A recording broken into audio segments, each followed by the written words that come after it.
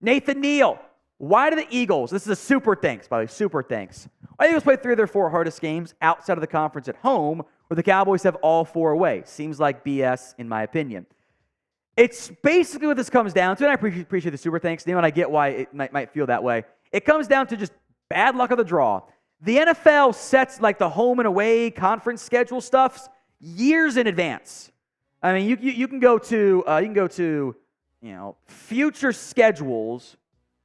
Let me see if I can find this here for the Dallas Cowboys, and you can look years in advance, for what this goes like. So, like for 2026, you already know you're of course going to play the NFC. I actually go to 2027. Let's have some fun. Let's go even further out in the future here. You know what the schedule is going to be for the most part here, just because they set these things so far out in advance. You know your away games are going to be the Patriots, Saints, Giants, Commanders, Eagles, Jets, Bucks, and NFC North team TBD.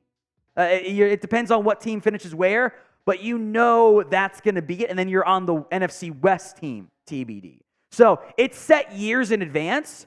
It's just luck of the draw. Who's going to be good? Who's not going to be good? Turns out this year, Dolphins are good. 5 years ago when the Dolphins suck, that's going to be a great time to go play them away. Yeah, it didn't happen. So turns out Carolina's bad this year. You had them as an away team. It's luck of the draw in the end. They rotate it. It balances out over a longer stretch of time than just a few years. With that said, you can engage with the conspiracy theories if you so choose. Does the NFL hate the Cowboys? Why for yes and for no? Vote in the comments. Pug Racer, we want the number 1 seed, but can't get upset with playing Atlanta. I actually would be scared of playing New Orleans on the road in the playoffs because I've seen that story. It's not fun. When a bad Saints team, that's not fun for me. I want the number 1 seed. I don't want to have to play three road games to make the playoffs. To make Super Bowls a lot. I'd like to do more than that. Ecuador Man AOG, sorry Tom, same story. Whip Atlanta, lose to San Francisco. I think he had 2 versions of these. He put it in twice in the second round. I just don't want to deal with the Niners in the playoffs. I would like to avoid that because I've got trauma there. Larry Johnson, hopefully not the kind of now crazy former Penn State back. What's wrong with our safeties? They're just not playing well. Hooker's been solid, but Donovan Wilson is making 0 impact plays, and Jayron Kearse, all those injuries last year, maybe they've caught up to him, and he just doesn't have the juice anymore. Like he can't. He's lining up off sides. He's not covering guys the way he used to. It's just they're just not playing well, and I would like to see some more Juanyeh Thomas. Frankly, I think he's more athletic and will make more plays for you at this stage. Sucks, but that's where I'm at. So grade the Cowboys safeties this year. A, B, C, D, or F. Sound off in the comments section. Remy Gordon, if we win out and the Eagles lose to the Niners, who wins the division? If the Eagles also win out, Philadelphia does. They would own the tiebreakers because they would have the better conference record. Division would be tied. Head-to-head would be tied. Conference record would be next. Eagles would have the better one because you lost Arizona. They lost to the Jets. If it's a tied scenario, what you would need is the Eagles to lose to the Giants. That would give you your 1-game cushion to lose. Otherwise, it's just not going to happen. Or you finish with a better record than above them, of course. But tiebreaker, barring a Giants win over Philly, is going to go to the Eagles. Samuel, rate the coaching on a scale of 1 to 10. For the season, 7 point something. I think that I have issues with the in-game decision-making. There's a lot of weird stuff from, Big Mike just makes bad decisions at least once or twice a game.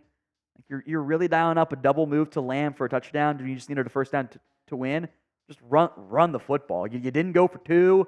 You went for it, but you called the rollout play. I hate the rollout play. It worked. It's not a good play call. I hate cutting down half the field, especially when your quarterback has been dealing all year. Give him the whole damn field. It's not that hard. What's the one I'm getting? You accepted a second, and you passed on 2nd and 19 on 3rd and 7. Then they scored on that drive or missed the field goal. I forget which one it was.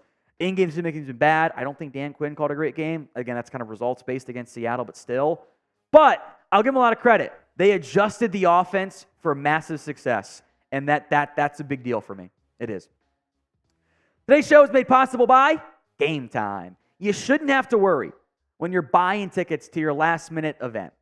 Sports, music, theater, comedy, whatever near you. Killer last-minute deals, all in prices. Views from your seat. You shouldn't have to worry about buying tickets at the last second. And Game Time, to put it simply, takes the guesswork out of buying tickets to whatever big event you're planning here. You can see the view from your seat before you buy. It's kind of like a live photo. Take that photo, move it left, move it right, up, down, whatever. Check it out. You will get a good feel for where you're sitting. I love it. They are giving you $20 off your first purchase. Download the Game Time app, create your account, and use code CowboysChat for $20 off your first purchase. Terms apply, but create your account and redeem code CowboysChat for $20 off. Links in the comments and the description of today's show. We appreciate Game Time sponsoring us here at the Cowboys Report. Big ups to them. Cowboy 85.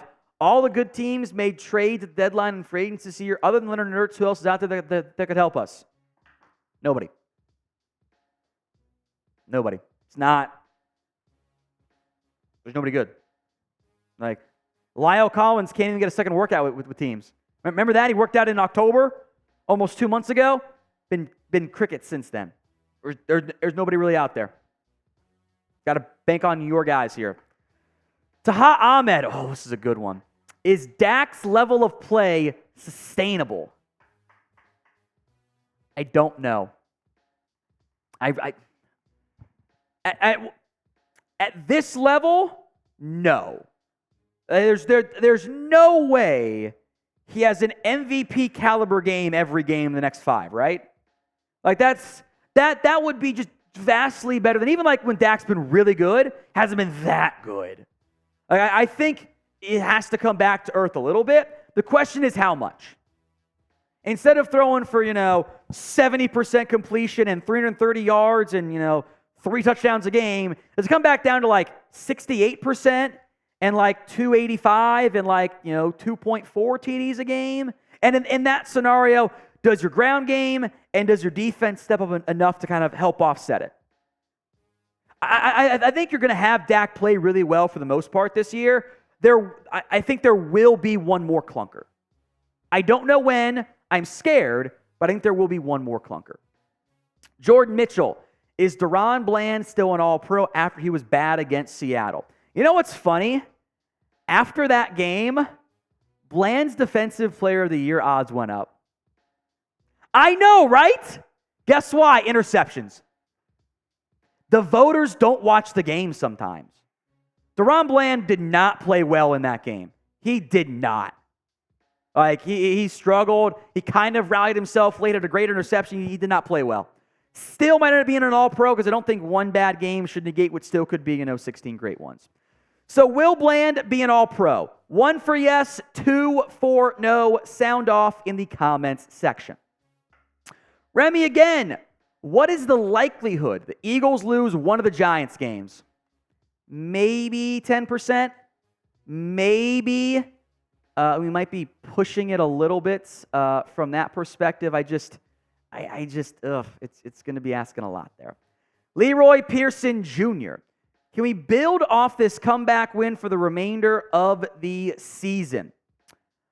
I hope so.